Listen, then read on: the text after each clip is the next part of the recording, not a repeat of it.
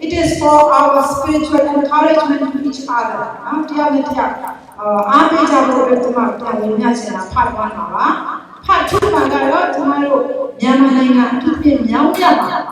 The mission to the city and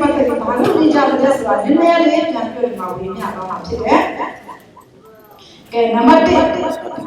Part 1 again. Tomorrow, my judge will be here. And the guest is not getting judged in the check relation. Matthew 28, verse 19. I am going to go into all the world and walk in sheep. Number 10, go. Number 9, preach the gospel. Number 12, make people my disciples. Number 8, baptize them. Now, judge will be checked there. Kita punya kaya lebu lah sih, kita nak orang,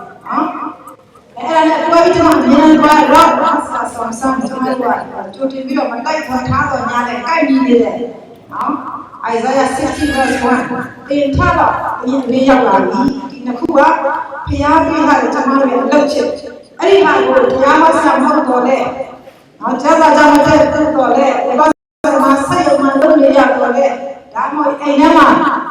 I married Chamberlain man. Tomorrow, good season. We must learn to follow the rules and the laws. The rules and laws are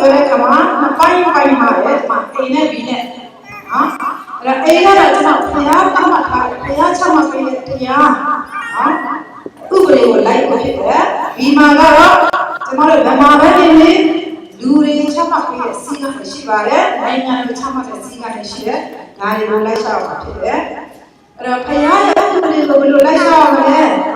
pasai nyai pawa bi tema. Cuma di mana itu orang ada kama, tuisya dia ni dia nak. Macam mana? Cuma bolai shaw tu yang reminder cuma yang hashibare. Dah balas ni honesty in obeying God's law.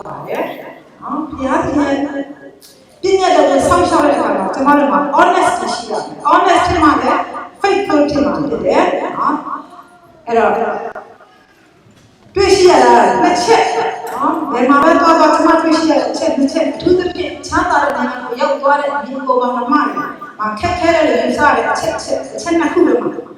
number 3 giving tithes today. Tamalu, cuma tuara ni lah, tahu ni yang ni apa? Di sebenarnya, cuma kata mana itu tu ni siwira ni yang mana? Ni asal faithful today. Tu orang ada tu tahu honest diulah nak jelas, appreciate. Di mana lagi kan itu ni tersebut. Kemaluan TITHES tithes. Plural form tuh first type singular second type, third type dari power kama type nama S sesuatu siapa. Ada first type kalau cemaru pihak tisah sila sana. Cemaru sisi sila sana apa Tadinya di first type kama sebut apa, cemaru ni saya dulu deh. Anda pihak saya juga ya. Lalu sahaja kita sahur ngalu sini, kami dunia semua orang siku sini, baca apa dia peyang, paisi yang ayah peyang. We must return. Peyang mau give apa? I will return. Era sebut tepuh hasilnya, cemaru peyang sudah return Pay sudah senang pergi, return kau hama muda. Era yang pay mana pun sudah boleh terbagi. Terus yang lain jauh, masih dia. Dia kalau kau tak main, dia orang orang lulu, nama dia jauh. Ayah cici sih kalau ayah malu cici kami terus ya, nyuci ya udah, bikin yang mana, paisang pokok, paisang mesti dulu, baru rasanya, tu tanya sebut tengah, tas sebut tengah, juga pola juga Ngaruh belat cakap ni tidak jawab dia. Belum juga. Ha? Ada teman tu dia. Kalau ini biasa, kenapa tak ikut? Oh, ha? Kenapa tak ikut? Biasa, lama malu dia. Ah, di masih ada sesuatu benar. Aku ni mah, malah tu cuma besar. Lepas tu orang menyamu dia sesuatu, malu dia juga. Oh, orang ni ada cuci ya. Seven tu pula tengah ya. Kami tu seven nak pun mahu ini. TITHES mata ya. Malah di kami tu ni tu sema tu hari kaisa. Ni nam plural pun itu aja. Apa yang cuma tu kami tu pakai apa yang dia nak pogar, nado ye saya nasi mesti tu sampai mana, kita dah beja ya, cuma biasa sahaja berpensi jadi betul lah, supaya biasa sahaja jadi, tu sahaja jadi, ini yang masa tu berpuluh ya, sini tu boleh berpuluh ya, cuma kalau sebab tu pun sahaja cengan sahaja, biasa kau ni mana, ini kan apa ya? Di dia ucapan sama peo rasa boleh tu dah, tapi sih macam masalah, malam peo aku ucap dia, tu dah macam tu. Kita sih jam lain tu, kami dah sudah silo tu ada, lu pun tak po, kau nak po peo, nak pun tak po peo dah, kau ni nak po peo ya apa ya? Ajian kau ni mana? Mana bapa ada sebab sebab di, US tu yang lalu yang tu, ya kau ni lagi siapa? Cuma paisa dia, bapa aku. Atena paisa dia, bapa aku. Atena orang kaya dia. Kau paisa dia tu tua sah. Dia cisi tu, champion dia. Alam ni semua dia dia santa dia santa khane kau ni nak kopi dia. Okay, nak cakap aku nak dia ni malu. Honestly tu santa tu nak take an offering lah ya. Dia cakap aku pun bisa macam apa ya. Cuma jangan cok, mesti cok sih. Terus tu dah yang mana sih kore. Tu dah tak tanya sen terus mana. Sanginya ada soalnya terus mana. Terus ada kerjaan mana le. Di mana sih sama ada ada kore le. Ya malu mana le. Logaiคนนั้นkalau समाजिक या US या juga समाजिक baiknya semua tu lalu ini sampai bila tomorrow bego tu how do you keep the fringes of your Sabbath fringes lah dari sebenarnya semua dari fringes tu kau kita beda deh masih ini mana sih tu pun ada masalah अब जाने ये उन्हें से मसाले वैसे ना तो हुआ है तो ये उन्हें का मसाले अमेरिका का क्या है ये तो ये राष्ट्र का सामने चल रहा है ये राष्ट्र का एक ये तो तो यहाँ है अब जान रहा है ये उन्हें से मसाले ये उन्हें से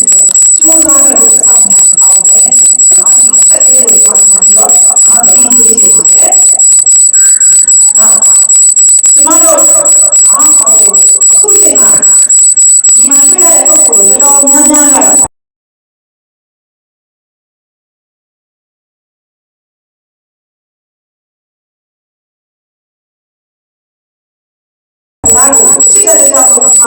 aku menyesal saya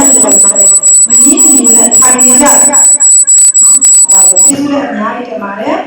di masa ini cuma aku nak jual ini terserah bagus American Dreams lagi besar dia jual kemarin tu boleh yang macam itu saksi boleh tu boleh nak lu boleh patah dia dunia bagus itu aja dia nanti udah dekam dia mungkin punya Amerika ada soalnya American Dreams kemarin American Dreams lah tamu ya lepas tu nak punya mah मैं जो साइंस या जी थे Tennessee William ना ये प्लेराइट ये ड्रामा तो अरे मातु ये के नाम या नो a streetcar named Desire तो ये तीन है अमेरिकन ड्रीम है Kabasi, media kabasi people. I tell American in my dream ship. I dream about it, so average American man, Bashia, go on and Lucia man. Now, I take them up. God is she young man. Now, TV to long. I've been through 12 ago, jump on phone. Mai dream ya American dream ho. Tu dream ke nabi ya. Lainnya tidak yang lare, no Asha Gure, Mary, the Spanish, through the American dream ke babi. No, ada dunia baru cinta le, ada panci. Panci ni kalau baru jatuh le, apa yang sampai le, aku nak cuma lo. No, ini jenis sih le, kau jenis sih le, TV le, jenis sih le, ala. Hias ya, kau biar boya le, biar, ala, sebab, cici macam, mana cici ada, ala ni macam ya, ulu, cuma macam sebab, tu apa sang lepe lagi, bala pele sini, terdolar dan ni pele bido, mana cici ada macam macam apa yang terjadi.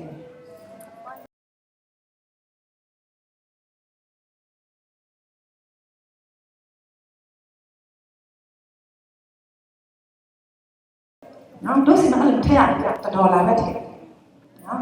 Dharma tu luar eknya handbag, no dolar tertahu Jordan ni.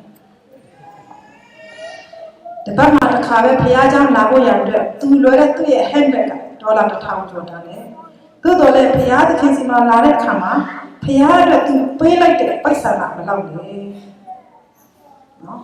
cuma American dream di mana sautan mana. No, tercuba haba pelajar Mizoram masuk, 7 day teh bandam tu Amerika ni ya. Aku main malam pion ni jawab le, no? Main malam pion ni jawab. Mana ni paradise ni ni berapa Amerika. Sendiri nyanyi yang ni sendiri kan. Sih tu ni ala haba pion jawab. Cina malu ni kau ni tanya aku malu sih aku. Amerika yang kami, dua kau ini yang tiga bah di mana semua belak tam mana kau ni, di mana mama kata belum jauh hari sini, if we lose heaven, we lose everything. If we gain heaven, we gain everything. Revelation explains the Salma page 29 ये था वाले चमारो लोचिना या ये लोगा वाले सत्ता माला को नहीं जाना पियो को माशे पैसा ना को डरे अतों चाने को वैसीवा डरे को तो में सुनी one of come Mrs. White Testimonies, Volume 2, page 41. Now, money was the power among the foolish of the earth. Power sheet money. The foolish of the earth. My man to have power. And money was their God. But their very prosperity has destroyed them.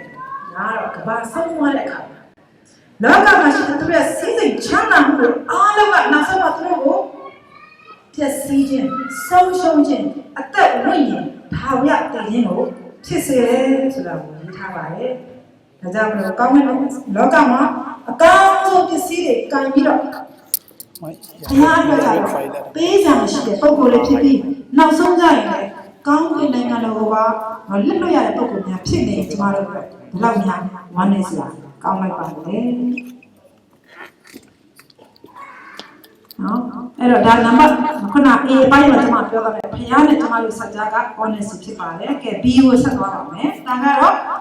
ဒီလောကမှာလည်းကျွန်တော်လက်ရှာရတဲ့ဥပဒေတွေအများကြီးရှိတယ်နော်ဒီ US ကိုရောက်လာတဲ့အခါမှာရောက်ဘယ်နေရာနဲ့တော့ကျွန်မအမြင်နဲ့အမေးခံတဲ့မိဘတစ်ခု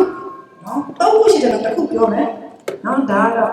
What do you think of America since this is your first visit နော်တော်တော်များများလည်းအမေးခံတော့နော်ဟုတ်ပါရဲ့ဘယ်လိုလဲအမေရိကရောက်လာတယ်ပြောရဲနော်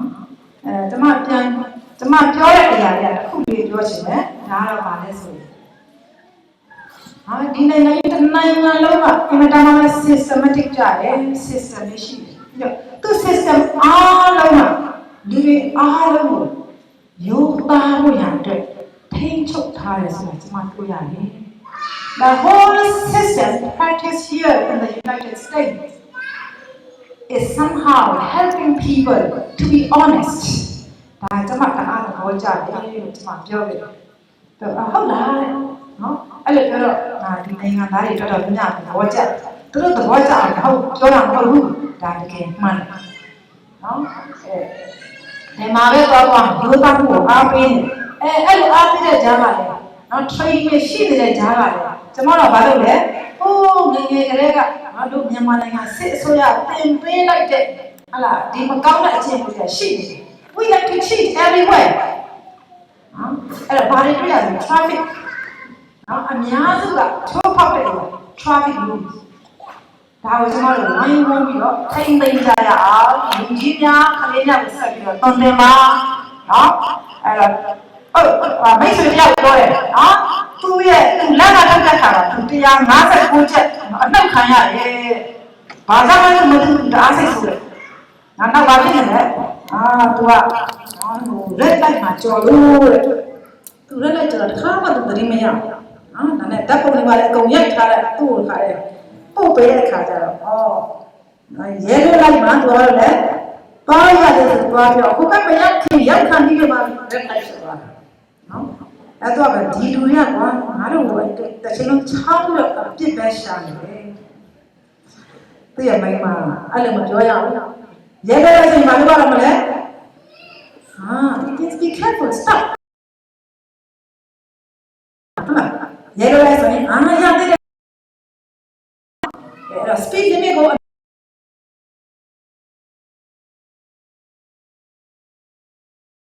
တတိထားနော် speed limit ကပေးရတာဘာအကြောင်းလဲရောက်တိုင်းရဲ့ safety လုံခြုံမှုအတွက်ဖြစ်တယ်ဒါကြောင့်အမေရိကန်မှာရောက်နေတော့ညီကောင်မောင်နှမများနော် traffic rule ကိုကျေးဇူးပြုရနော်လေးထားကြပါလို့ပြောချင်ပါတယ်နော်နောက်ပြီးတော့ဒီ honesty rule ထဲမှာကျမတို့ချိုးဖောက်နေကြတဲ့အရာဘာလဲဆိုရင်နော် allowance policy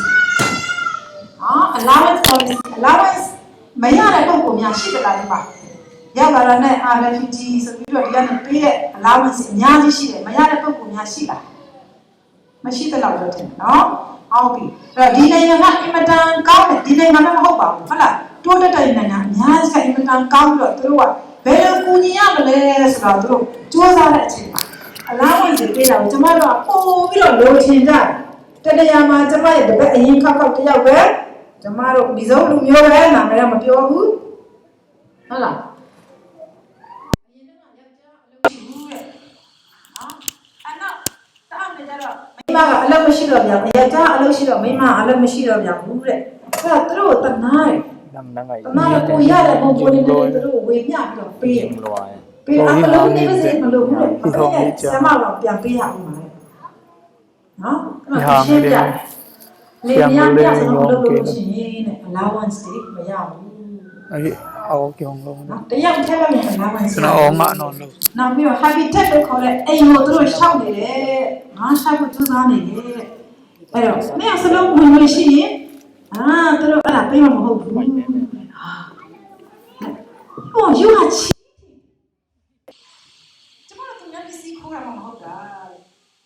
but it is still cheating နော်အဲ့ဒါမျိုးမလို့တဲ့ဘူးသူပြောတယ်အဲ့တော့ဘယ်လိုလဲဆိုကျမတို့တော်လေးတယ်ခေါ်တယောက်ဆိုရင်သူပြောလိုက်တယ်ငါလည်းပြောတာသူရဲ့ ယောက်ျားနဲ့သူနဲ့ကွဲနေတယ်ဆိုပြီးတော့သူတို့ divorce ယူထားတယ်ဒါမှမဟုတ်တိတ်တိတ်ကလေးအတူနေကြတယ်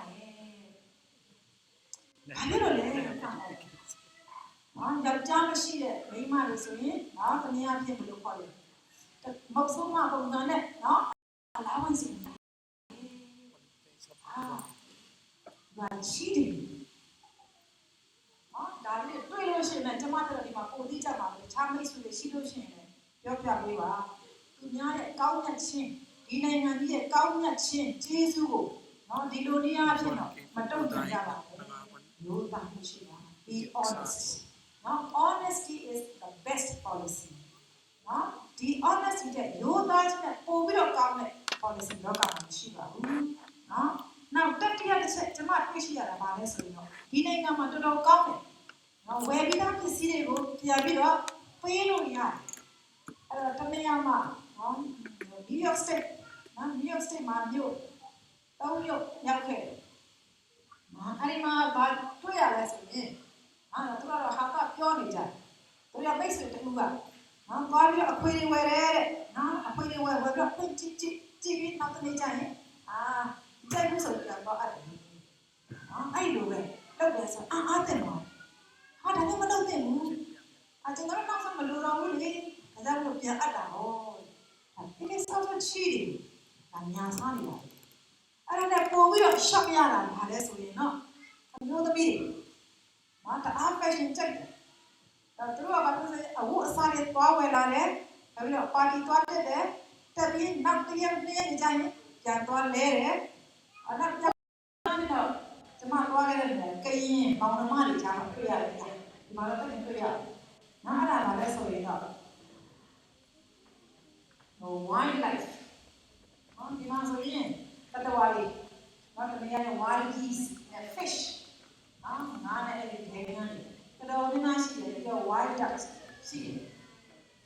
အဲ့တနည်းမှာနာမည်တော့ပြောလို့ရတယ်ဘိုးတွေနဲ့မိတ်ဆွေ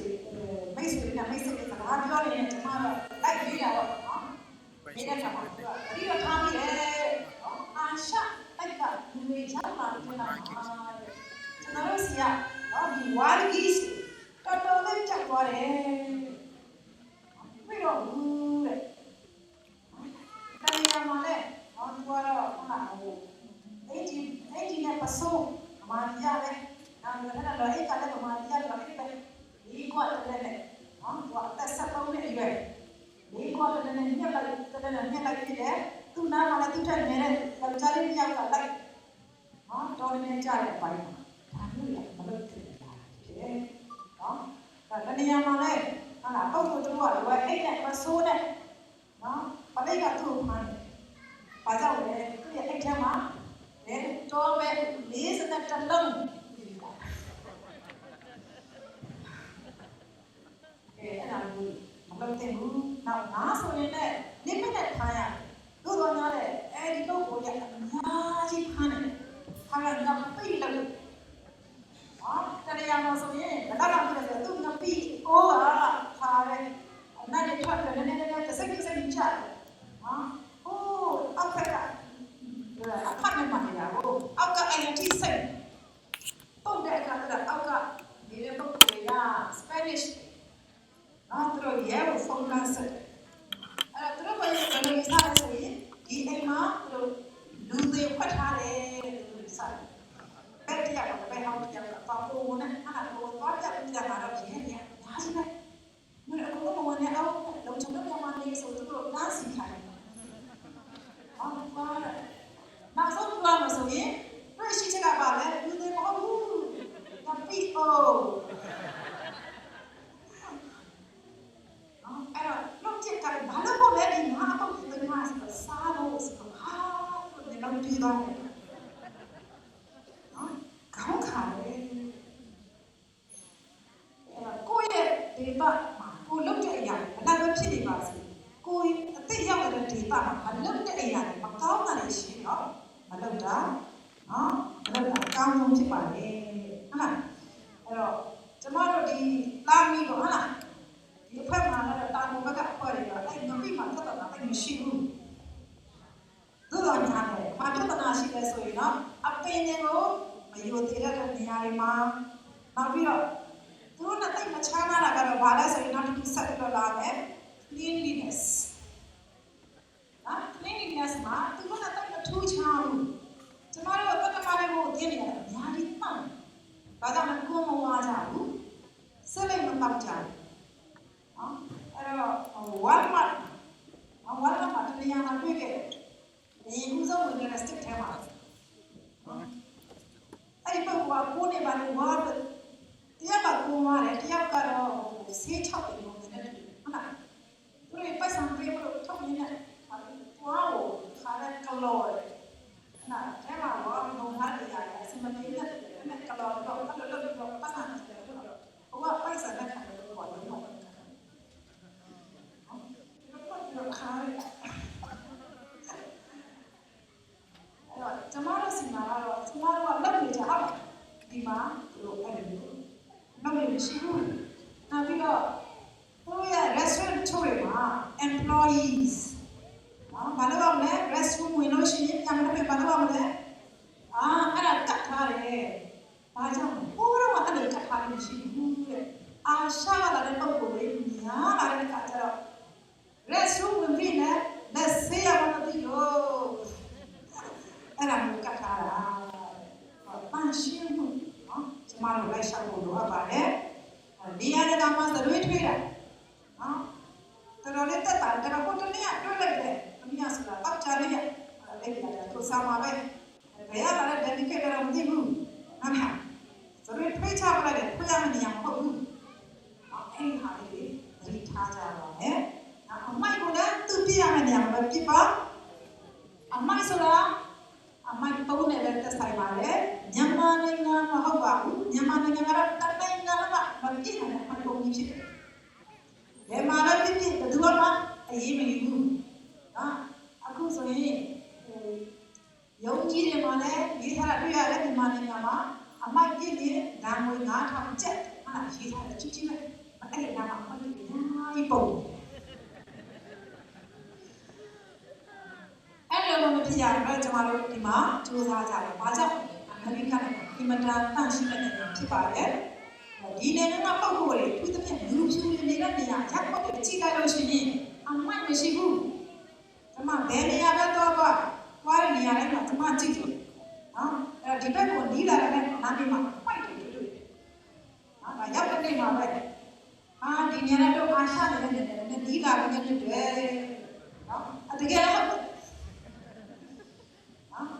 အမိုက်ဆိုတာအမိုက်ပုံးနဲ့သက်ဆိုင်ပါတယ်။ဘာကြောင့်လဲကျမတို့အားလုံးကဖျားရပါမယ်ဖြစ်ပါသည်။ Cleanliness is next to godliness. ဖျားရှိတဲ့နေရာပန်းရှင်းတဲ့နေရာဖြစ်ပါတယ်။အနေအထားပြီးဖျားရောက်လာတဲ့အခါမှာဆင်းသက်လာတဲ့အခါမှာခြုံကမီးလောင်နေတယ်။အဲ့ဒီမှာဖျားကမောရှိဘာပြောတယ် Remove your footwear. ဖနက်ချွလိုက်ပါဒီနေရာကဘာဖြစ်လဲပန်းရှင်းသောနေရာဖြစ်ပါလေဘုရားရဲ့တာသမီများနေရာတိုင်းမှာပန်းရှင်းကြရအောင်ကိုယ်ကလည်းပန်းရှင်းမှုရှိမှလည်းသူများကိုပန်းရှင်းစွာနေပါလို့ပြောရပါမယ်နော်ခိုက်နော်ရှိမရှိတော့မသိဘူးသူရှိမှပဲသူအတင်းတက်ရှိမှလည်းကျမတို့လာတဲ့ခရီးမှာသူကကားနဲ့ကျွန်တော်တို့သူကားနဲ့လာတာဟိုလက်ကတော့တက်တယ်နော်အရှိရကားကြည့်ရသွားတယ်သူဖုန်းဆက်တယ်ဘာမှဖုန်းဆက်တယ်နော်အဲ့လိုသူဖုန်းဆက်တယ်ကျွန်တော်ဒီမတော်တော့လေးစားသွားတယ်ဘာဖြစ်လဲဆိုတော့အရှိကအိုဘားမားဟုတ်လားနော်အိုဘားမားကသူဖုန်းဆက်တယ်ခင်ဗျားကားရဲ့ခလေးတချို့ပါတဲ့နော်ဒီပိုက်ဒီပဲအမိုက်လုံးဖြစ်တယ်အမိုက်ပုံမှန်အရှိမရှိတယ်ပြောပြပါနော်သူကတန်ကျေးဇူးတင်ဒီလိုလူမျိုးတွေများများရှိစေချင်ပါတယ်အမိုက်ကိုကျမတို့ယိုသေးမှပဲအမိုက်ကလည်းသူ့ကိုယိုသေးမှာနောက်မဟုတ်ရင်ဒီအမိုက်ကဘယ်နေရာမှာမဆိုလို့ရှာထုတ်ရတယ်ဖြစ်ပါတယ်နော် let us flee because our body is also the temple of the Holy Ghost ပါတယ်ကဲအဲ့တော့နောက်တစ်ခုကတော့ကျမတို့နေနေရတာကစူညာတယ်နော်အပြစ်မဟုတ်ဘူးသို့တော့မြန်မာနိုင်ငံကလာတဲ့ပုံကိုယ်တွေကကိစ္စမရှိဘူး။ညောင်းညမှာကျွန် ကောင်းရှိဓမ္မယုံတွေရှိ24နာရီအတန်ချက်စပေါ်နေကြနော်ကျမရဲ့ပါအကြီးဆုံးစာမဖြစ်ကလေးမှာနားရတော့နားလို့အပင်ချက်လို့တဲ့ခါကစတယ်နော်တို့တော့ဘာမှလုပ်လို့တက်တယ်ဒီရတဲ့ noise pollution လို့ခေါ်ဟုတ်လားအဲ့ noise pollution ဒီနိုင်ငံမှာတွေ့ရတယ်မတွေ့ရဘူးဘယ်ရက်ကွက်ပဲသွားအကုန်တိတ်နေတယ်နော်လူနေတဲ့ downtown center သွားလို့ရှိရင်တိတ်ဆိတ်နေလူတွေရှိမှမသိရဒါပေမဲ့တော့မြန်မာနိုင်ငံမှာတော့တန်တိုင်းညာလို့ဘယ်မှာတော့ဆူညာတယ်နေမရှိညမရှိဆူညာအဲ့ဒီအချင်းတွေတို့ဒီမှာရှိတာနော်ဖျားကိုချီးမွမ်းကြတဲ့အချိန်အင်မတန်ကောင်းတယ်ဆူညာတော့တို့တော်ညာတယ်သူရဲ့အမှန်လေးကိုထိန်းကြလို့ပါတယ်နော်ဘာလို့rest room ကိုတော့တဲ့အခါမှာဆူညာနေကြတယ်အဲ့ဒီဟာလေးဘယ်လိုလဲအပြင်ထွက်တဲ့ခါမှာလည်းတို့ရဲ့အတန်လေးထိုင်နေတယ်ရှိရတယ်နော်တနည်းအားဖြင့်တော့ဒီဇုံးတွေရောဇုံပြီးတွေရောတာပေါ်ဖွဲ့တွေအားလုံးကအတန်ကိုကျဲတယ်လူလူရင်းလို့ဟုတ်လားဒါမှခုံကအတန်ကျဲတယ်ကျွန်မရဲ့အတန်လေးထိုင်နေကြရအောင်ပင်ကိုကကျွန်မတို့က social being သူတို့ကပို့ပြီးတော့ social ကြတယ်တရားတော်တွေ့ကြရင်အားရပါရနဲ့ဆက်မယ်ရည်ကြမယ်လာနှုတ်ဆက်လို့ရှိရင်အားရပါရခါရတဲ့ချို့ဆိုရင်နောက်အားရပါရပေါက်ကြတယ်ကပ်ပတိပြတယ်အားရပါရကိုခင်ကြတော့ခင်မင်းတဲ့အခါတို့မှာဘာလို့လဲဆိုရင်စီကလည်းရှိလို့ပါတယ်အဲဒီမှာ Mrs. White ကကျွန်တော်တို့ဘာပြောထားလဲဆိုတော့ young men and young women have been too much engrossed in each other's society.ပြောကြတယ် talking ပြောကြတယ် jesting and joking နောက်ပြောင်းကြည့်ကြတဲ့ပြောကြလို့ the angels of God have been driven from among them တရားနဲ့တရားပွင့်ဆုံးတော့မိတ်ဖွဲ့ကြတဲ့အခါတို့တအားပြောလို့အားကြီးလို့တို့ထဲကနေပြီးတော့ဘုရားတည်တောင်းတဲ့မိုင်မှာထွက်ပြေးကြတယ်လိမ့်ထားကြရအောင်တို့တွေတရားတော်တွေ့ရှိရှင်မိတ္တဟာရဖွဲ့ကြတာဘုရားတည်အလိုတော်နဲ့အညီ to be constructed တရားနဲ့တရားဝိညာဉ်ရေးမှာတည်ဆောက်ဖို့ဖြစ်ပါစေတရားနဲ့တရားကြီးစေတာများတော့အားလို့ရှိတယ်ဗျာအန္တရာယ်ရှိတယ်ဆိုတာကိုသိကြလို့ပါပါတယ် noise ကျွန်မတို့အတန်ကလေးတွေကိုဘယ်မှာတော့ဒီခါစားရအောင်ကျွန်တော်ညမှာတောင်းတဲ့မှာဆရာကြီးပြင်းပြင်းပြောဖို့လေကျွန်မတို့အခွက်တွေကျွန်မတို့မှာအတိုးဆောင်ရတော့နောက်ဆရာပေါင်းစကားရေးမှာလေမရဲ့ခင်ဆောင် class တွေလည်းဖြစ်တယ်တော့ဆုံးသွားပြီကျွန်မတို့အခွက်မှာအတန်အတိတ်ဆောင်ရတော့အတိုးဆုံးအသေးဆုံးရတော့လုံးဖြစ်တယ်အတန်ကျဲဆုံးကတော့ရတဲ့ပြင်းပတန်တန်ချေဆရာကြီးအင်းကြီးကကျွန်မတို့လိုပြောတဲ့ဆိုရင်နေတော့ခွဲရဇုံပြီးဒီဇုံလေးမင်းတို့ရကြီးကမ်းမဲ့တယ်တရားရှိရင်အုပ်ကြီးလာတယ်ပြီးအတန်ကလည်းအကျဲကြီးနဲ့စိတ်ဆိုးရမှာဒီကြည့်တော့ပြောတာဘောကြအားရပါရရှိကြကောင်းတဲ့နေရာတွေရှိတယ်လို့သူ့နေရာနဲ့သူကိုယ်အချင်းချင်းရှိပြီးတော့ဒီလိုအခန်းထဲမှာအတန်လုံးနဲ့အခန်းထဲမှာစူညာမှာကိစ္စမရှိဘူးသို့တော်လည်းအပြင်ထွက်တဲ့အခါကျရင်သတိထားကြရအောင်ကဲအခုတင်းတဲ့နှစ်ပြီးသွားရင်နံပါတ်3ချက်လာပါပြီအဲ့ဒီမှာကျွန်တော်တို့ church manners ဘုရားကျောင်းကိုလာတဲ့အခါမှာကျွန်တော်တို့ဘယ်လိုပြုလုပ်ကြလဲအဲ့တော့ဘုရားကျောင်းကိုလာတာဘာလို့ပို့လာလဲဒီနေ့ကလည်းပို့လို့မဟုတ်ပါတော့ဒါကျွန်မတရားဟောတာမဟုတ်ဘူးဟုတ်လားဘုရားကျောင်းသွားပြီဆိုရင်ဒီပုံဒီမှာအထူးသဖြင့်ဘုရားရှိခိုးတာဘာအတွက်သွားတာလဲနံပါတ်1 to have communion with God to have fellowship with God ဘုရားနဲ့မိတ္တဟာရဖွဲ့ပဲပြီးရင်တူးနဲ့တူမိတ္တဟာရဖွဲ့ပြီးတော့ဝိညာဉ်ရေးမှာတိုးတက်လာဖို့အားရှိလာဖြစ်ပါတယ်ပြီးတော့ respect and reverence God ဒီမတန်ရေးချပါတယ်ကျွန်တော်တို့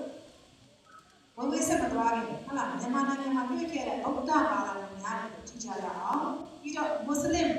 ဒီကောင်မတော်တွေကြည့်ရအောင်သူတို့တွေဘုရားရှိခိုးတာတွေ့ဘူးလည်းမဟုတ်လားဘယ်လိုရှိခိုးကြလဲခါရဲပြားပြားဖို့နှစ်ခုကဘယ်ထိလဲဂျာမီကိုထိတယ်နော်နှစ်ခုကဂျာမီကိုထိပြီးတော့သူတို့ဘုရားရှိခိုးကြတယ်ဖဏတ်ကောင်မထားတယ်အမေကြီးမှာအထူးသဖြင့်ဖုန်းကြီးကျောင်းတွေသွားတဲ့အခါ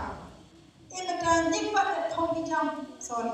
ညစ်ပတ်တဲ့ဆိုဖုန်းကျောင်းညစ်ပတ်တော့ကျမ်းတွေဟောင်းတွေဖုန်းတွေရှိနေပါစေပဲတွေရှိနေပါစေ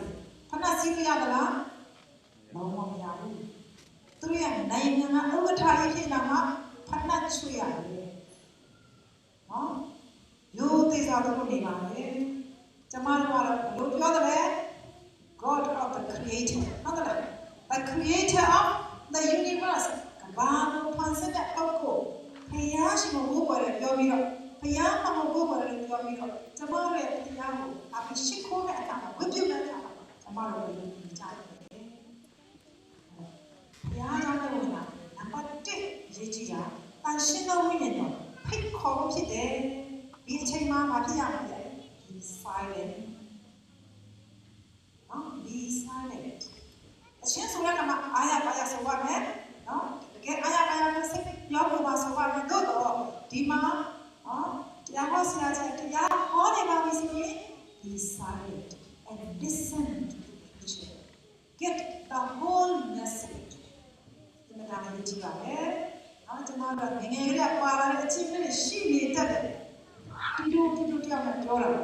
နော်အဲ့ဒါလေးကိုရှောင်ရှားရတယ်တချို့ကဘာလို့လဲcell phone ခါတဲ့တုံးကြတယ် internet တွေတုံးကြတယ်ဒါကိုဒီမှာလို့ရှောင်ရှားဖို့လိုပါတယ်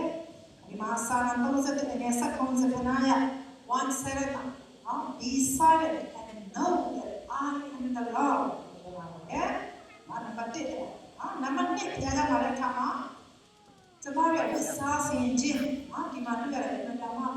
လူလူသားသားလေးတွေထားတယ်ဒီမတာကြီးကြီးတူပါတယ်အများစုကလူသားကတည်းကဒီကြားထဲမှာနော်ချုပ်ကလေးပါလာတတ်တယ်နော်ဘုရားရှိခိုးကြောင်းမှာရင်ဘုရားနဲ့ပြမထွက်ကြမလို့ဘုရားအရှိမပြီးစတဲ့နော်လုံချုံနဲ့တင်းညက်ကလေးရိုးသေးဝရကောင်းစွာဝင်လာလို့မှတ်ပါတယ်မတန်တူတဲ့ဥစ္စာတွေနော်အဲ့မတန်ကျဲတဲ့ဥစ္စာတွေကိုကျွန်တော်တို့ရှောင်ရှားဖြစ်တယ်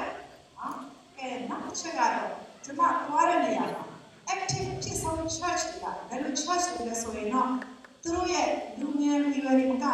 their teens and their children နော်ဒါတွေကဘာတခါလဲတင်းတော်ထဲမှာဘုရားရှိခိုးတဲ့အခါမှာပါဝင်ဖို့ဖြစ်ပြီးတဲ့တင်းတော်က active ဖြစ်ဆောင်ဆိုတော့ကျွန်မတွေ့ရတယ်တခုတော့အတင်းတော်ပါတယ်အရှိမလူကြီးတွေလည်းဥဆောင်နေခဏလေးတရားမပါဘူးအစအဆုံးလူကြီးကလည်းဥဆောင်တဲ့အခါမှာခဏလေးရပါတော့စာနေရတဲ့တီဒီတာလည်းမတီးအထူးသဖြင့်မှလည်းမပါဘူးဘေးမှာထိုင်ပြီးတော့တစ်ချိန်တော့မလားခဏကမိုဘိုင်းဖုန်းလေးနဲ့လည်းအထက်ကပါပဲအဲ့ဒါလည်းဆော့တယ်တမိုင်းစစ်တယ်ဒီအတင်းကတော့နောက် generation ဒီခါမှာဒီတိုင်းဆက်သွားတယ်နော်ဒီမှာတော့လူငယ်လေးတွေပါဝင်တွေ့ရတယ်ဒါပေမဲ့ဒီထက်ငယ်တဲ့ teens တွေပို့ပြီးတော့ဆယ်ကျော်သက်တွေပို့ပြီးတော့ပါဝင်လာစေချင်တယ်ပြီးကလေးငယ်တွေလည်းပို့ပြီးတော့ပါဝင်လာစေချင်ပါတယ်ကလေးငယ်ပြောလို့မနေ့တော့ကျွန်မရဲ့ပြည့်စုံလေးအောက်ဆင်းသွားတဲ့အခါမှာကလေးငယ်တွေပြေးသွားပြီးတော့ဒီမို့ထပ်ထပ်သွားတဲ့အခါမှာဒီကနေဝင်လာတဲ့အဲ့တရားကိုဝင်လိုက်ပြီးတယ်အဲ့ဒါသူကအားတဲ့မနဒီကလေးရပြီးကြည့်ဟာမှာလေဒီမှာတိဘူး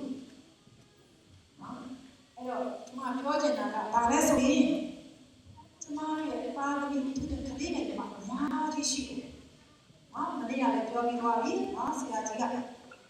တောက်ကြနေတော့တောက်ကြနေတော့ဆရာကြီးကပြောတယ် Proverbs 22 verse 6ဘယ်ချိန်မှတူတယ်ဖို့အကောင်းဆုံးဖြစ်တယ်တဏှုံတွေဟုတ်လားငယ်ငယ်လေးအချိန်မှစပြီးသင်မရမှာဖြစ်ပါတယ်ဒါဒီမှာကျွန်မအကူအညီတောင်းချင်တယ်ဆရာလောက်တာမဟုတ်ပါဘူးကျွန်မလည်းဒီမှာနိုင်ငံမှာ Children's Ministry ကိုတာဝန်ယူနေခဲ့ရတယ်အခုတော့ဆရာဆရာတော်လည်း ပေးလိုက်ပါပြီအဲ့တော့ကလေးငယ်လေးတွေကိုကျမတို့အင်မတန်မှသတိဆက်ရအောင်ဒီမှာလူကြီးတွေအတွက်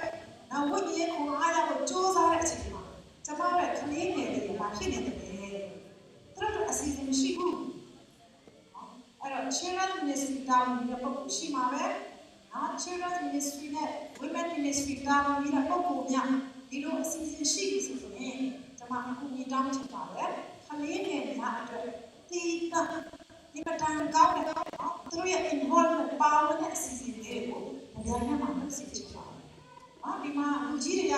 တနေကုန်ကြီးနဲ့ဘာမှမဖြစ်ဘူးဟုတ်လားဒါစကားကသူတို့ပြေးတဲ့အရာတွေဒီမတန်ကောင်းတဲ့ထိုင်နေသို့တော့ we cannot expect little ones to sit for so long quiet သူတို့ကကောင်းတဲ့ material ကိုကြိုးတင်ပြီးတော့ပြင်ဆင်ထားတာ general conference မှာလည်းဒီမတန်ကောင်းတဲ့ material တွေရှိတယ် online မှာလည်းအများကြီးရှိပါတယ်ဒါလေးတွေနဲ့ပြင်ဆင်ထားပြီးတော့ဒီကတည်းကတိကျနေရာမှာလို့လုပ်နေမှာလေ။ဘာကြောင့်လဲ။သူတို့ကကျမတို့ရဲ့ future leaders တွေဖြစ်ပါတယ်။ကျမတို့တစ်ခါတော့အသက်ရှင်မှာမဟုတ်ဘူး။နောက်လာမယ့်ဒီနေ့လည်းရှိတယ်။အဲ့တော့တို့ဖြစ်စေချင်တဲ့အတိုင်းကောင်းမွန်တဲ့လမ်းကိုလိုက်ပြီးတော့တို့အခုလက်ရှိတဲ့ပုံပြီးတိုးတက်တဲ့အနာဂတ်တိုးတက်တဲ့ church ကိုတို့ကဦးဆောင်နိုင်ဖို့ရအတွက်ဒီလိုအချိန်အခါမှာတို့ကိုတုံ့ပြန်ရမှာဖြစ်တယ်။ပြင်လန်းတွေရမှာဖြစ်တယ်။ဘုရားကတခါလာလို့ကြက်တဲ့ဘုရားစာရင်းနဲ့ပတ်သက်တဲ့ဉာဏ်သာလည်းပြင်ပြည့်ဒီပါဘူးတို့အတွက်ကောင်းမွန်တဲ့စီစဉ်တွေဆက်ကြလို့ဝေးဝေးရတဲ့ကျမလည်းတိုက်တွန်းတော့အခုဒီတောင်းချင်ပါတယ်။နောက်ဆုံးတစ်ခုကတော့ကျမတို့ရဲ့ music ဖြစ်တယ်ဒါမှလည်းသွားအထူးသဖြင့်ဇော်ဝီအဖွဲနဲ့ဒီဇော်အဖွဲတွေက music မှာတော့ပြေးဆန်ချပဲလူဖြူတွေကတော့ကျမတို့လည်းရှားခါကျမ division ဟုတ်လား Southern Asia division မှာကျမဆုံးချင်တယ်လောက်ဖို့အတွက်master ပြီးတဲ့အခါမှာဖိတ်ခေါ်ခြင်းခံပြီးမှတက်သွားတယ် first Sabbath သူတို့ဘာသာပြီးလဲဆိုရင်သူတို့ရဲ့ bulletin စာလည်းလာပေးတယ်အဲ့ဒီမှာမှရေးထားတယ် Lalchanini Salo special song ကျမတခြားLalchanini Salo ရှိတယ်လား You are the one ကျမတို့နေနေတချင်းဆိုခိုင်းကျမတချင်းဆိုတဲ့တူထလာအဲ့ဒါကကျမအဖြစ်ပြမယ်ဒီလိုပြပေးတယ် Aren't you a miso? Miso တော့လားအဲ့ဒီရပါလေ Miso ရချင်းဆိုတာလေအတန်ကောင်းတယ်နော်ဒါပေမဲ့ကြာနေတဲ့ခါမှာဒီ Miso ကသူများနဲ့မတူတဲ့ Miso ချင်းလည်းဆိုတာဘူး fashion လည်းမရဘူးစပင်းကောက်တဲ့ခါမှာကောက်တဲ့ဘူးဒီပုံပြင်မလို့မစပင်းမလုပ်တော့နောက်ပိုင်းမှာတော့ကျွန်မချစ်စနော်ဒီဒီလိုsorry တရမန်ယာလီစကားနဲ့ဘယ်လိုလဲဆိုဗစ်ချတရာမီဆိုညပြောမှဆိုတော့အရှိမဆဲတဲ့စကားလေးပါတယ်တော့မကြရမီဆိုတော့နောက်ပိုင်းကျတော့ကျွန်မတကယ်လည်းပြန်တော့မယ်မမမျိုးပြန်တော့မယ်ငါမျိုးလည်းလုပ်နေတာအဲ့ဒီကကျွန်တော် secretary ကကျွန်မကိုခေါ်ပြီးတော့သူကစားပေးတဲ့အခါမှာပြောလဲဆိုရင်Mahim you are the first Miso I have encountered in my work. အဲ့ဒါပထမဦးဆုံး Miso ငါတွေ့ခဲ့တာလေ။ဘာတခြားနေရာဘက်ကိုမတွေ့ခဲ့ဘူး။ဘာကြောင့်လဲဆိုတော့ Kerala State ကနေပြီးတော့လိုက်ရဲ့ဒီချင်းမှာရောက်လာတော့ပုံဖြစ်တယ်။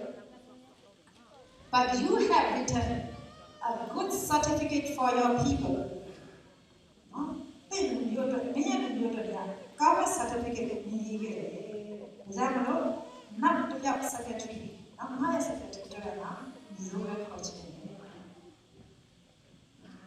။တော့မကြခြင်းရတော့လူမျိုးဟုတ်လား။ကျမတို့ကပြောချင်တာတော့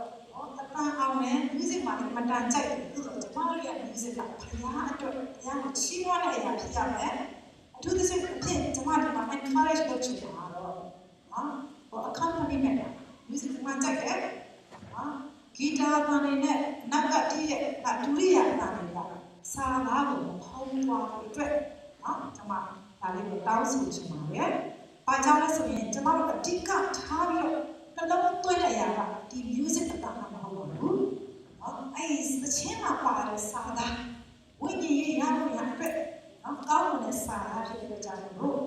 အထူးသဖြင့်ဆိုတဲ့ပုဂ္ဂိုလ်များအထူးသဖြင့်နော်သချင်းဆိုတဲ့အခါမှာအနောက်က music ကိုင်တဲ့ပုဂ္ဂိုလ်များ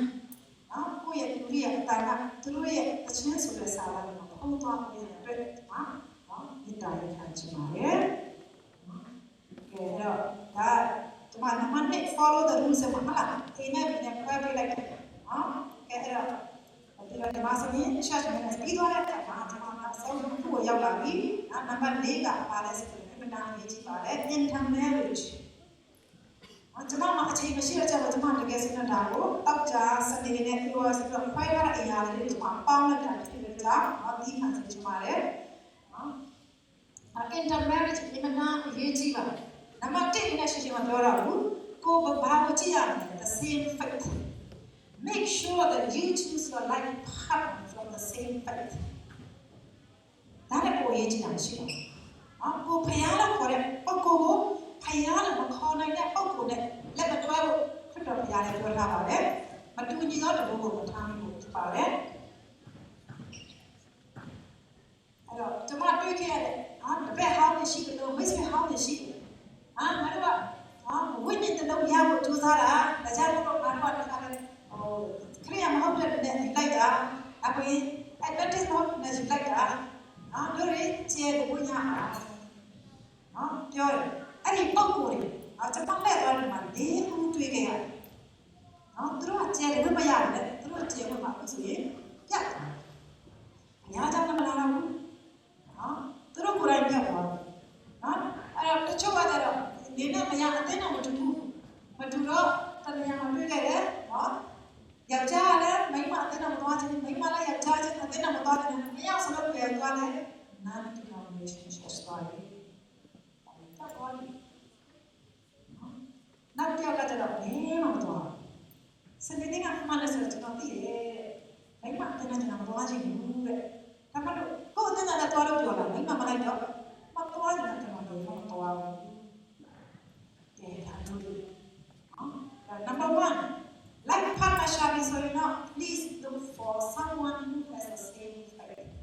ဒါမှမဟုတ်ရင်လည်းသူကကိုယ့်ရဲ့ကြည်ကြီးကိုshare တဲ့အခါမှာသူကလက်ခံပေးနိုင်ပါတယ်ဆိုရင် yes it is good ရှေ့ဝေးမသွားဘူးနောက်ဆက်ပြီးတော့သွားမယ်ဒီအချက်မှာကတော့ the same race or language အရေးကြီးပါတယ်ဘာကြောင့်လဲဆိုတော့ကျွန်တော်တို့ဒီကိုရောက်လာတဲ့အခါမှာ we must remember where we come from we are children of God ဒီမှာပြောသလို the same faith ပါမယ် number 2 we come from Myanmar and we are from the hill. We must maintain our identity.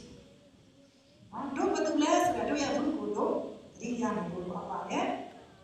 အဲ့တော့ဒါလေးတစ်ခုကိုကျွန်မလက်ဆောင်ဖြစ်တဲ့ပြောချင်ပါတယ်အဲ့ဒါကြောင့်ကျွန်မဆက်ပြီးတော့ပြောချင်တာကတော့ဒီမှာလူငယ်တွေရှိတယ်လို့ချို့ကတော့လည်းအိမ်တော်မကြတဲ့ကြောင့်မလို့အသက်အဖြစ်တော့ they are right မဲ့နေတော့ညာလဲလူငယ်တွေလို့ယူဆပါမယ်ဒီမှာဘယ်လိုချုပ်လဲရှိရဲ့အဲ့ဒါမချသေးဘူးကြည့်လိုက်တဲ့အခါမှာကိုယ့်ရဲ့မိတ်ဆွေကြားထဲမှာဒီတော့ကသူများနဲ့ပို့ပြီးတော့ချောလာတယ်ခဏလာတော့မြင်လာပြီဆိုရင်အဲ့ပုဂ္ဂိုလ်တွေ့လိုက်တာနဲ့သူ့ရဲ့အတန်းသူ့ရဲ့နှလုံးအစထုံလာနေတယ်သူ့ရဲ့အပြုံးကတမထူးခြားလာတယ်ဆိုရင်အဲ့ဒီအချိန်မှာဘာလို့လဲသတိထားတဲ့အချိန်အရာဒုထောက်လို့ဆိုတာပါဒီပုဂ္ဂိုလ်ကကိုယ့်အတွက်မှန်ကန်တဲ့ပုဂ္ဂိုလ်ဖြစ်ပါလားရာစပါစတောင်းမယ်ပြီးကိုယ့်ရဲ့ church pastor မှာပြောပြပါအခုဒီတောင်းပါဒီပါရစီမှာပြောပြပါတိတ်တိတ်ကလေးနေပါနဲ့သူတို့ဆရာတွေပြောအကျဉ်းဉာဏ်တောင်းနေပါဖျားနဲ့ခဏကအသင်းတော်မှာဖျားချထားပေးတဲ့ပုဂ္ဂိုလ်တွေနဲ့ဒီပါတွေမသိပဲနဲ့ဘယ်သူ့ကိုမှကိုယ့်ရဲ့ life partner ဖြစ်နေမရွေးပါနဲ့လို့ကျွန်မတောင်းပန်ချင်ပါတယ်ကဲအခုနောက်ဆုံးဖတ်လို့ရနောက်ဆုံးမှာပါလဲဆိုတော့ promise အဲ့ဒါဒီမှာလုံးဝမရှိဘူးဘုရားလည်းမပြောဘူးအဲ့တော့ကျွန်မဒီမနေ့7 နာရီရောက်လာတယ်နောက်7 နာရီ10မိနစ်ဘာကြောင့်လဲဆိုတော့ morning devotion တည်တတ်ရှိနေလို့ကျွန်မလည်းစောင့်ပြီးတော့ရောက်လာအဲ့တော့မရှိဘူးဆိုတော့ဟုတ်လားတော်သေးတယ်ဘာကိုရတဲ့ပြီးလေးရချက်ချင်းပြန်လာခေါ်တယ်နောက်10 နာရီဆိုတော့10 နာရီရောက်လာလဲသို့တော်ညာလဲ ဒီက full committee လည်းရှိတယ်ဆရာဆောင်တို့ဒီမှာမှရှိကြတယ်နောက်ပြီးတော့ဒီမှာမိသားစုနဲ့စုနောက်ပတ်ပါလာမသိဘူးတို့ရှိတယ်ဒါပဲဘူးမှမရှိကြအေးအေးဆေးလာကြတယ်တချို့ကလည်းညလုံးကအင်တာနက်မလို့မှာပါတယ်ဒီလိုအချိန်မှာခွင့်လို့ရတော့ညာလဲဒါကရှေ့ဆက်ပြီးတော့လေ့ကျင့်ရမယ့်နေရာထဲမှာဒီမှာနံပါတ်1ထဲမှာပါမယ်လို့လည်းယူဆပါတယ်ဒီ prompt ဒီ sorry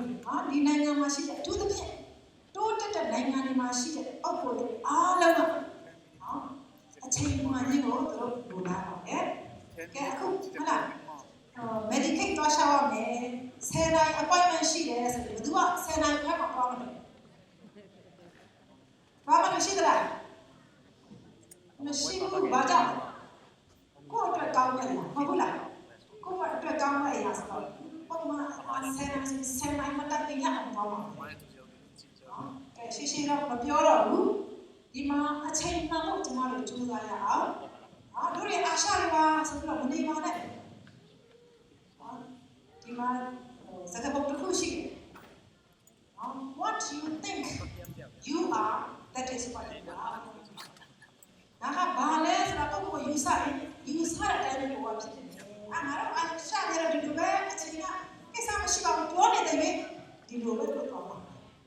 အဲ့ဒါတဖြည်းဖြည်းနဲ့ကြိုးစားကြရအောင်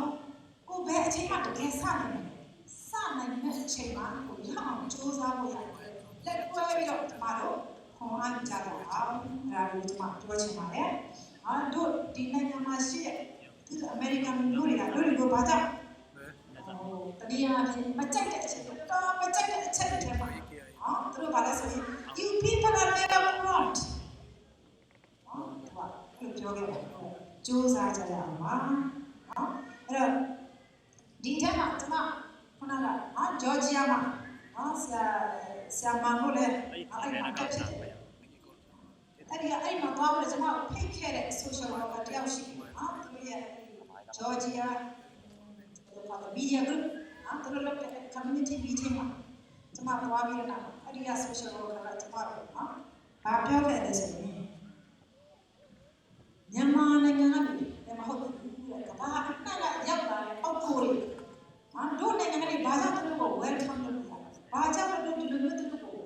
ကူညီနေရလဲဆိုရင်တို့မှာ they have just one purpose ဒီအချက်တစ်ခုပဲရှိတယ်အဲ့ဒီပဲချက်ကဘာလဲသိကြတယ်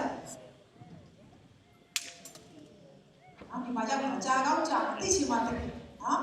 ဒီနိုင်ငံမှာရှိတဲ့ပုံကိုယ်တွေအမေရိကန်နိုင်ငံသားတွေကအာရှကဖြစ်ဖြစ်ဥရောပကဖြစ်ဖြစ်အဲ့ဒါဟိုဘက်အာဖရိကဖြစ်အဲ့ဒါပြလာတဲ့ပုံကိုယ်တွေကူညီရတဲ့ရည်ရွယ်ချက်တစ်ခုပဲရှိပါတယ်ဆိုတော့we want them to have a good and better life ဒီမှာဘာကနားမှာဆိုရင် string ပါတယ်တဲ့ကျိုးလေးတော့ပါတယ်ဒီမှာရှိတဲ့ဒါနဲ့ပုံကိုယ်အားလုံးကဘာဖြစ်စေချင်တယ်လဲကောင်းမွန်တဲ့အသက်တာလေးရစေချင်တယ်လူစင်ပြီးနေပြီးတော့ကောင်းမွန်စွာဒီလောကနေစေချင်တယ်ဒီတစ်ခုပဲတော့မှရည်ရွယ်ချက်ရှိပါတယ်သို့တော့အဲ့ဒီမှာပါလဲနောက်ဆက်တွဲကျိုးလေးရှိတယ်ကဲအခုဒီမှာနေတဲ့ပုံကိုယ်ကမြန်မာနိုင်ငံမှာနေခဲ့ရတာထက်ပို့ပြီးတော့ဒီမှာနေရတာအဆင်ပြေလားမပြေဘူးလားပြေတယ်အခုချိန်မှာမာဒီပြန်ပါဆိုဘယ်နဲ့ပြန်ချင်မလဲyes, thank you for being honest. You are right. But the answer is your time. Your time is very good. I think 98%. But the answer is you are having a good life here. And when I come up by the American Luria, through pieces in it, come up by the Mark and Pisa. Though through not a string test. Julie Barnes by now. Tomorrow, Barnes or not. Demand good life. Come on, when they are me. Pinayami, total Lazari. People go at the daytime Balabole. Good night, no dear Boamio. Dimashi, come at the Yali. Through Nagama, Piano, we not over the todo, capilado, capilado.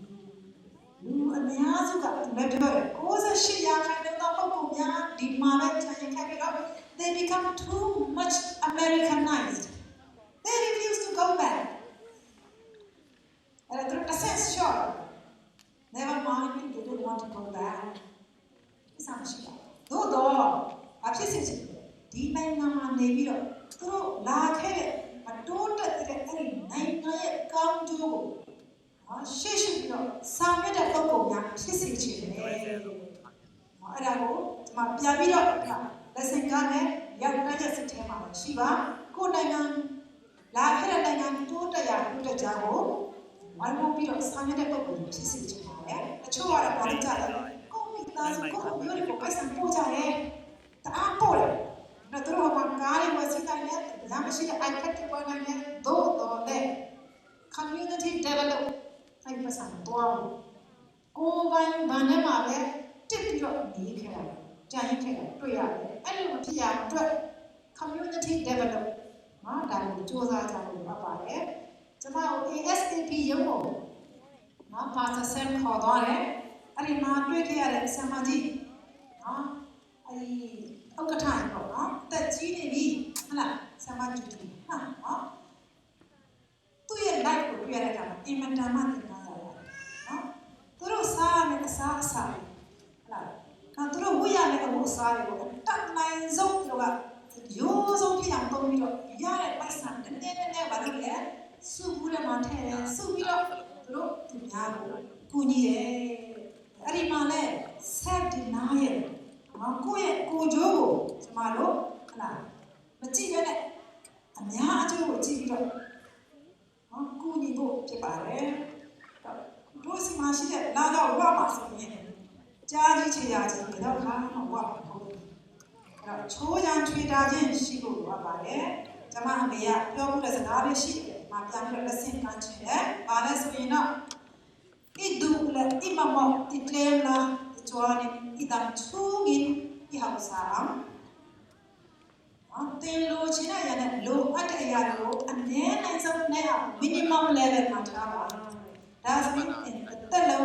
chana di ma ne di lo china aya ba ba chi ba ne tge lo at aya lo be chi ba no ke di ma Mrs. White page 92 ma to ba pyo tha le so yin Testimonies volume 4 page 164 let the people give up self and desire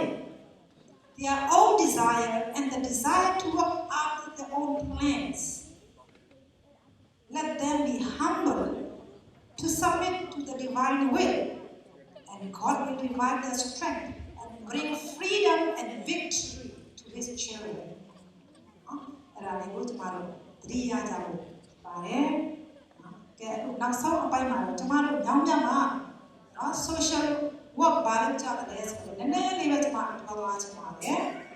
အဲ့တော့ဒီဟာဘာလဲဆိုရင်အခုနောက်ဆုံးကျွန်တော် mission to the city ရောက်တိုင်းက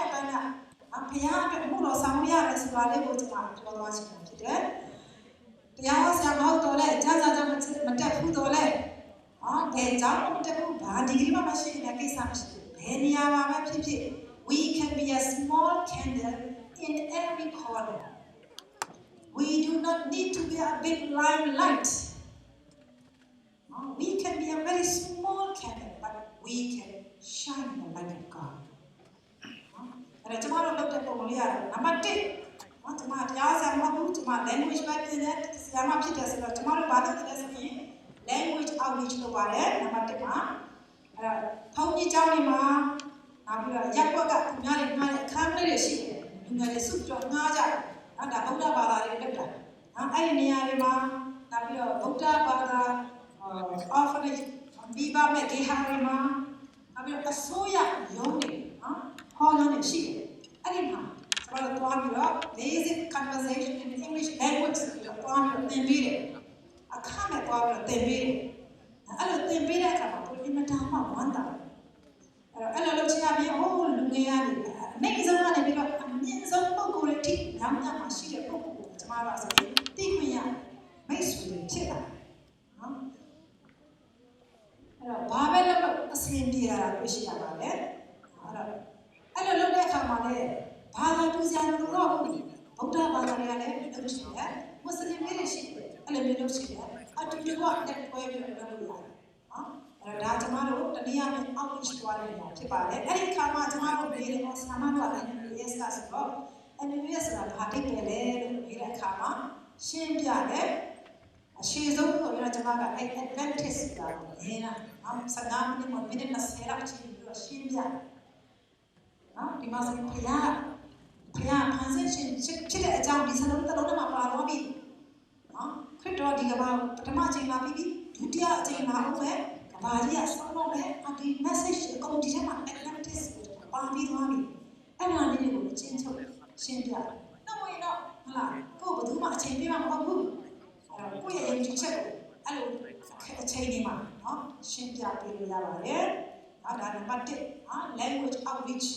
နံပါတ်2ကတော့ capacity building လို့ခေါ်တဲ့အရာဒီမှာအခုနော် British Council ရဲ့ library လေး English library လေးကိုတာဝန်ယူထားပါတယ်ညမှာနော်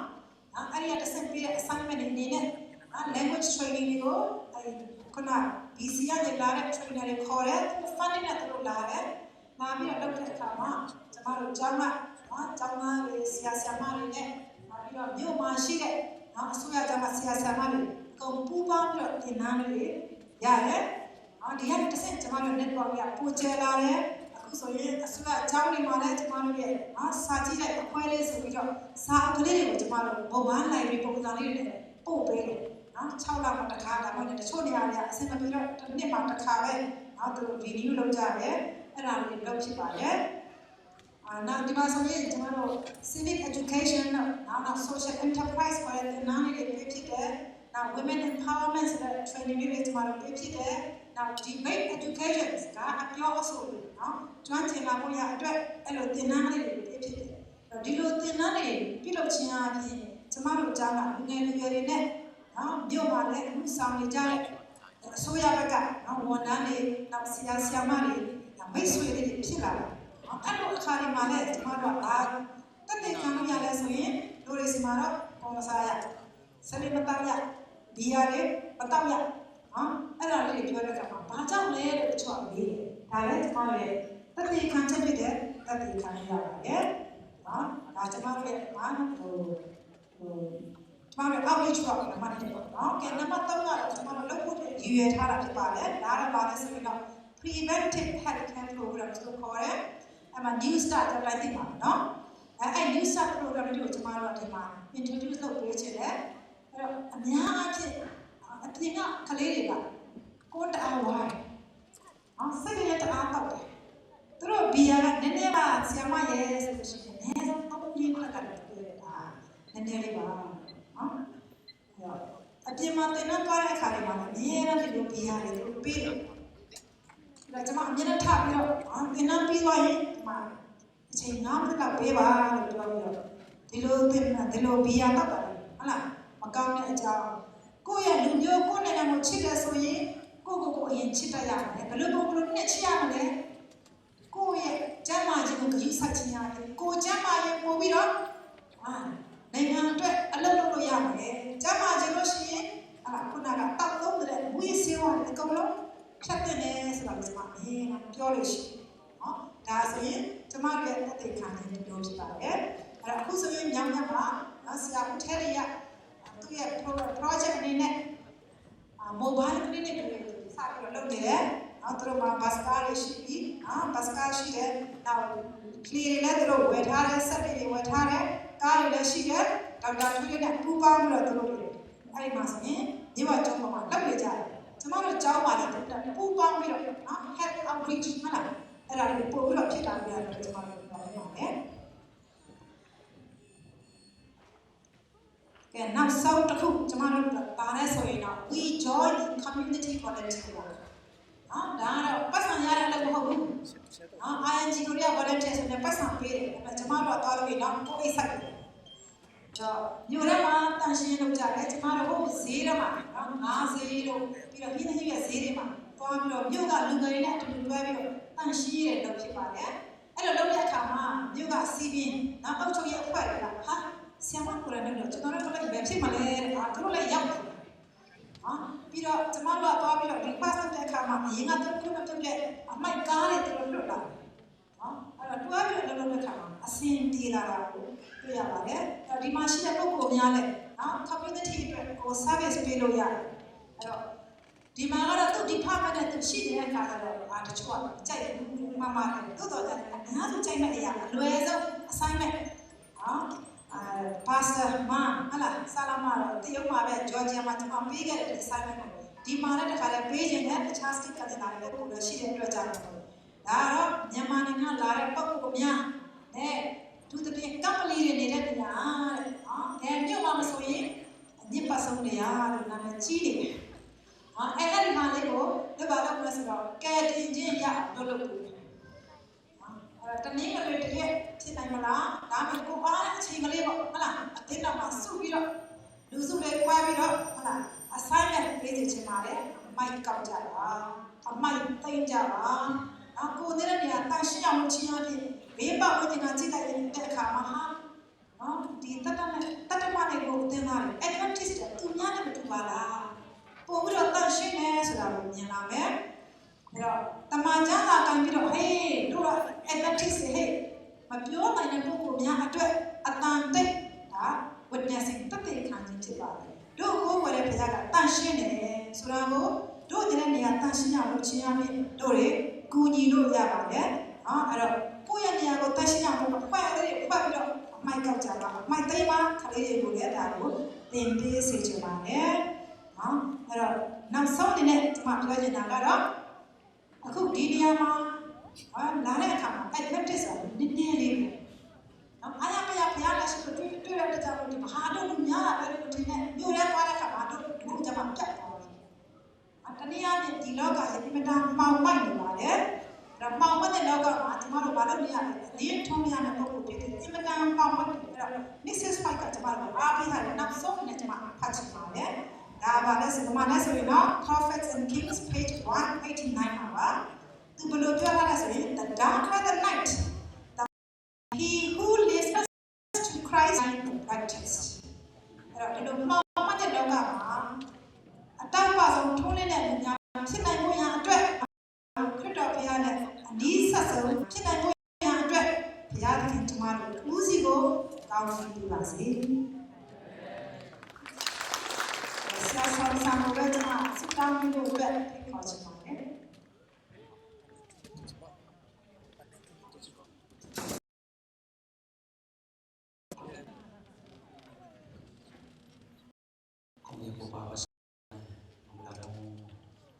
Itong tawag ka ng taas, ito ba, malos makakate, makisip, talagang sa katagi. Ito ba, taksaan din nilitay, yaw pa, naging matoro, sumabate, ito ba, pinagwa, pinagwa pa, sa katagi. Kote, makisuma, may nakatete ka nga naman hihingit natin sa mga pasaran abiyagi matote to bawo matasaran ko niya tote so nama alit to padahan ini nama to ka ongerin so ibun lugda talian ko ato pa sa Yesus Kristo ni ko pause